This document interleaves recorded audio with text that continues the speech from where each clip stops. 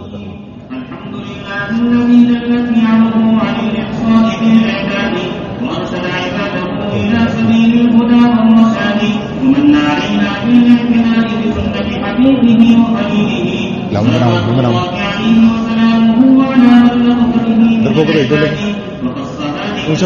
بعلم الإسلام الذي لم يشربها أحد من الأمم على تكرر العصور والآباد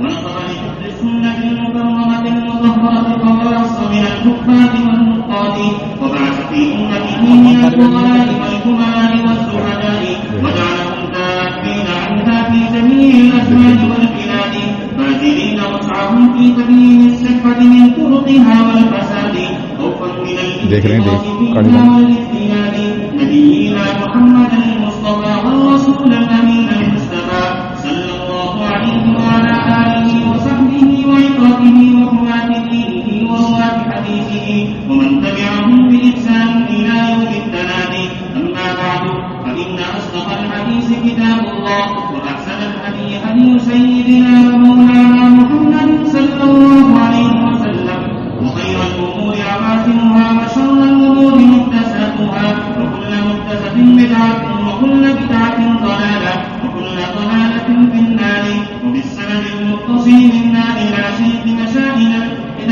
مشائخنا الأجل والفكر الأبدل وأستاذ مدارسنا المكرم الفهم المفخم ومدير جامعتنا المستهل بين الآفاق والأبطال قدير عصره وحيد دهره نذير يومه مولانا ومولانا أبي القاسم بن حنيف بن نظام الدين النعماني المدارسي وقاه الله عما ذاق وتاب الله ثراه وأدام علينا كله وجعل الجنة مسواه يقول حدثنا وحدثنا الشيخ الأجل العلام الفهام إبراهيم اليابي رحمه الله تعالى أنه قال حدثنا وحدثنا الشيخ محمود الدهر فريد العصر شيخ الهند محمود حسن الدوبندي رحمه الله تعالى أنه قال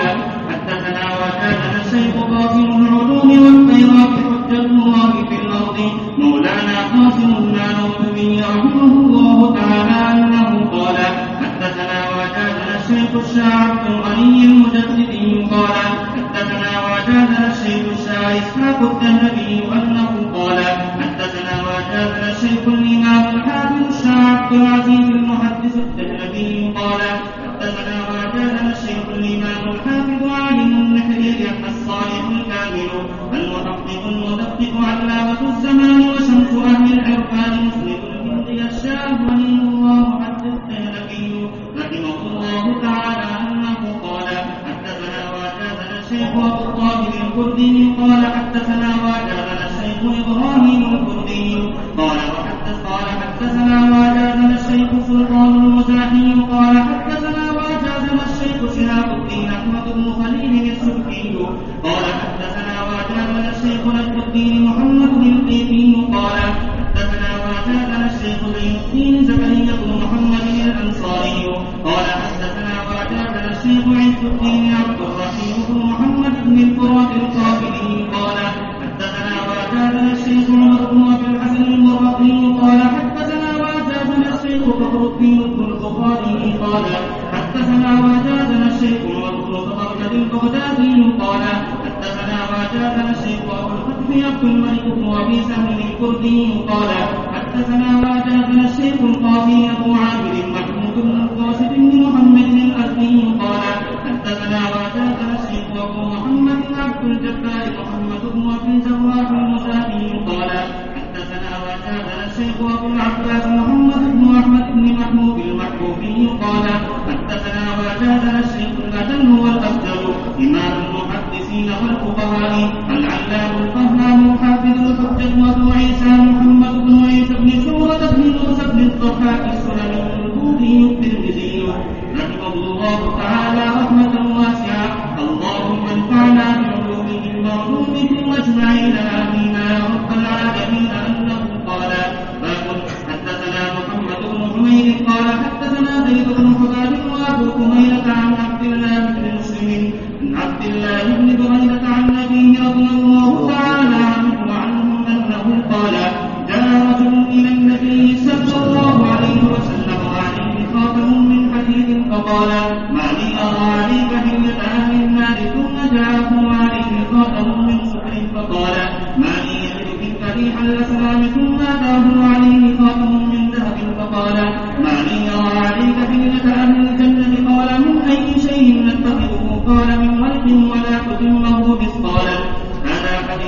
رواية وعبد الله بن مسلم بن أبا طيبة وهو مروزي باب وبه قال حدثنا ابن أبي عمر قال حدثنا سفيان عن عاصم بن كليب عن ابن أبي موسى قال سمعت عليا رضي الله تعالى عنه وعنهم يقول نهاني رسول الله صلى الله عليه وسلم عن القسي والميزرة الحمراء وأن ألبس خاتمي في هذه وفي هذه وأشار إلى السبابة والوسطى. هذا حديث حسن صحيح. وابن أبي موسى وأبو بردة بن أبي موسى واسمه عامر. باب وبه قال حدثنا محمد بن بشار قال حدثنا معاذ بن هشام قال حدثني